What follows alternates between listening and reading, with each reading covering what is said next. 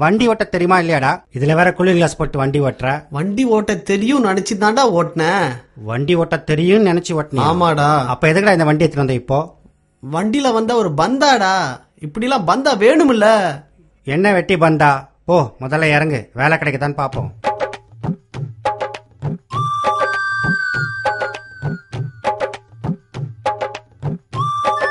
Sir நில்லுங்க.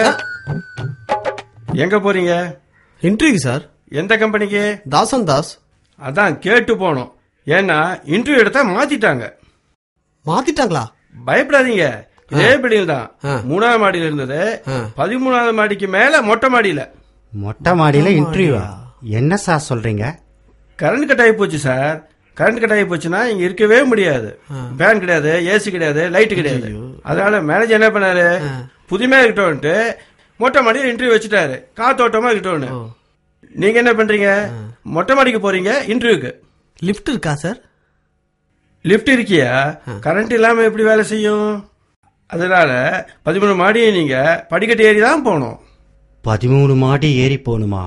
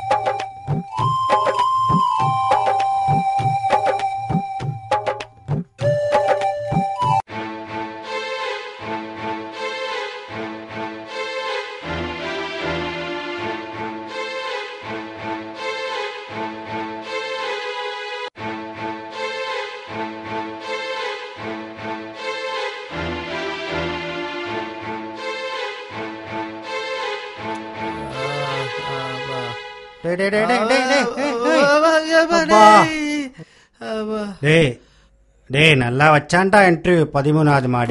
புதுமணி இப்படி 13ஆவது மாடியில வைக்கிறானாடா இன்டர்வியூ? ஐயோ ஐயோ போடா. கை கொடுத்து தூக்கறது கூட எவனும் இல்லடா எங்க அப்பா ராஜா. கை கூடுறா, நம்மளே தான் எழுந்துக்கணும் போல இருக்கு.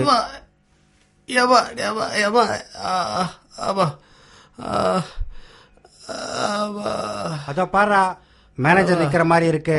இவன் தானடா மேனேஜரு? டேய் அவன் இவன் சொல்லாத, வா.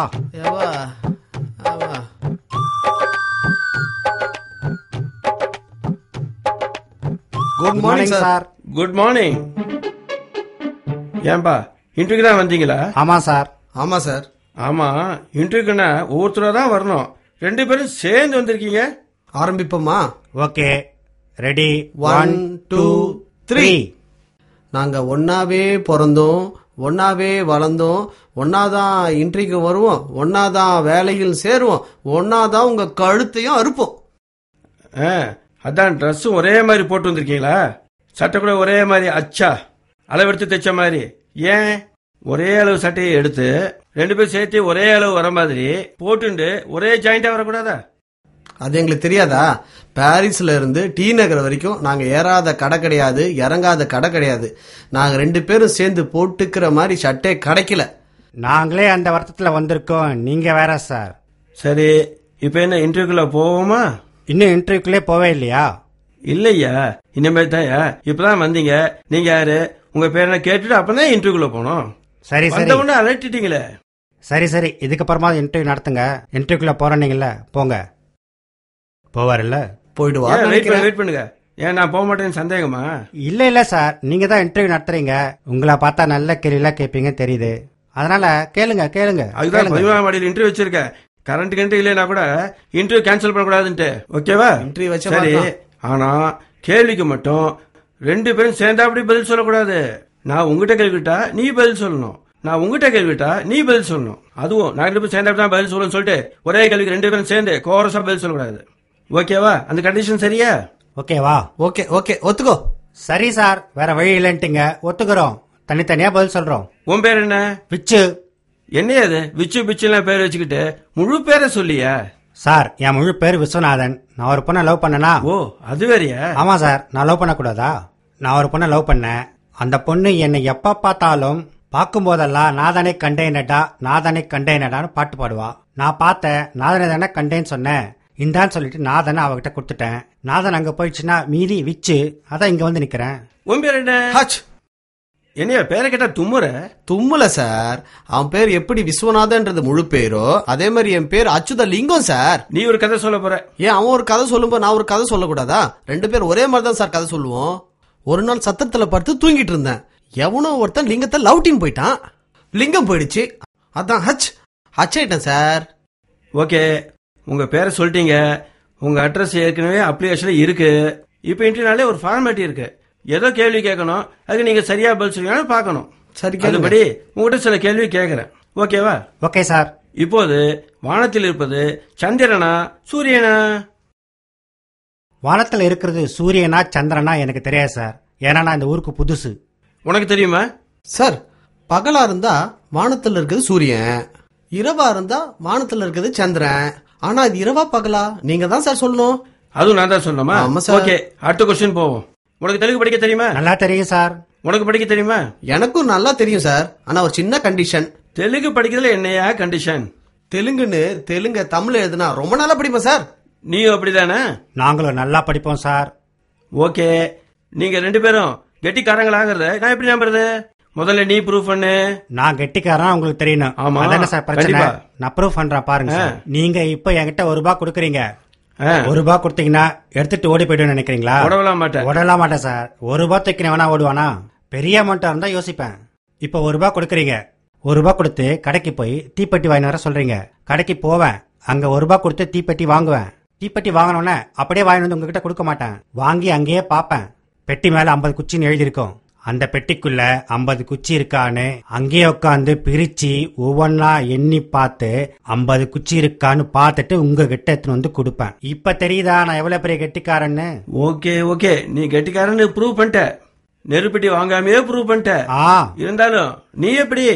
என்கிட்ட கொடுங்க சார் ₹1. நான் போறேன் சார் கடைக்கு. அவன சார் பெரிய கெட்டிக்காரத்தனம். அவன் 50 குச்சி எண்ணி பார்த்து தான் சார் வாங்கினான். அதே கடைக்கு போய் 50 குச்சி இருக்கான்னு எண்ணி பார்த்து வாங்க மாட்டேன் சார். நானு ஒன்னொன்னு எரிமான்னு செக் பண்ணி பார்த்து வாங்குவேன் சார். நானு அது எப்படி நீ எரிமான்னு செக் பண்ணுவ? ஒவ்வொரு குச்சியை எடுத்து கொளுத்தி பார்த்து வாங்குவேன் சார். 2 பேரும் ஓவர் புத்திசாலிங்கப்பா. அது போட்டோம், உனக்கு கார் ஓட்ட தெரியுமா? நல்லாவே ஓட்ட தெரியும் சார். உனக்கு? அவனுக்கு நல்லா கார் ஓட்ட தெரியுன்றது எனக்கு தெரியும் சார். ஓகே ஓகே, இப்ப ஃபார்மாலிட்டி கேள்வி முடிஞ்சு போச்சு. அதாவது நேரடி கேள்வி நேரடி பதில் சொன்னீங்க.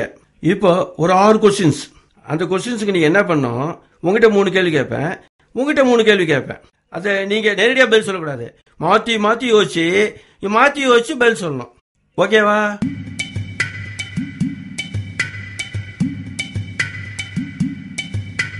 Okay okay sir. அமெரிக்காவை கண்டுபிடிச்சது யார்?